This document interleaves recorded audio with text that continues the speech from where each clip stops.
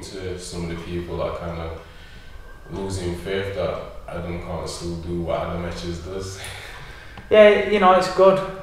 In its life. I knew that before I got beat. I always said you're only good while you're winning.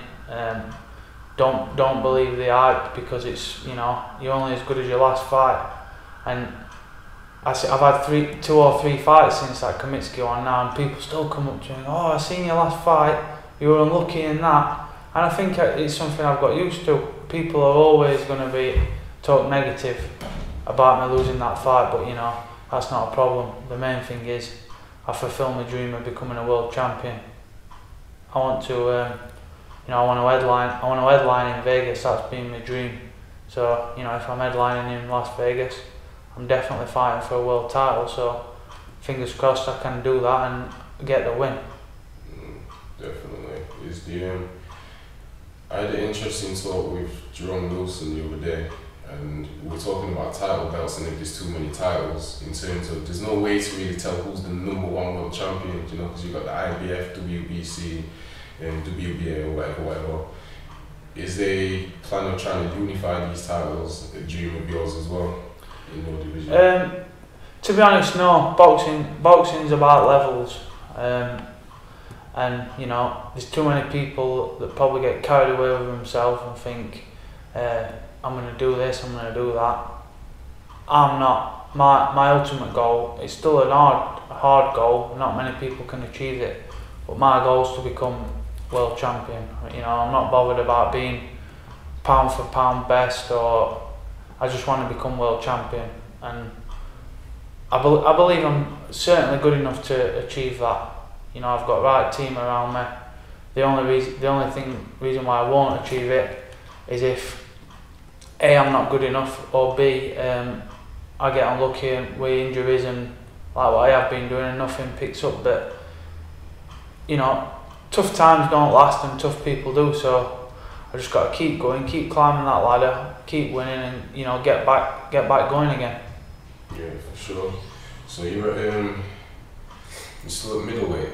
Yeah, still at middleweight. You still comfortable at that, or do you think you want to drop or raise? Or? To be honest, I'm comfortable. I think that's my weight. I find it hard to get to middleweight, as any fighter will tell you. It's hard work. That's the hardest bit, making the weight and making it safely and healthily. So I just got to. I think I'll keep at that weight for as long as I can, and I don't see any reason why I can't stay at middleweight.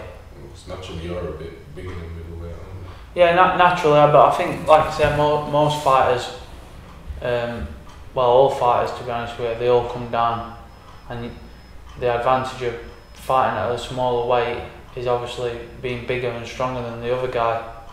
But it's a fine balance between getting down as low as you can without killing yourself and being weight drained.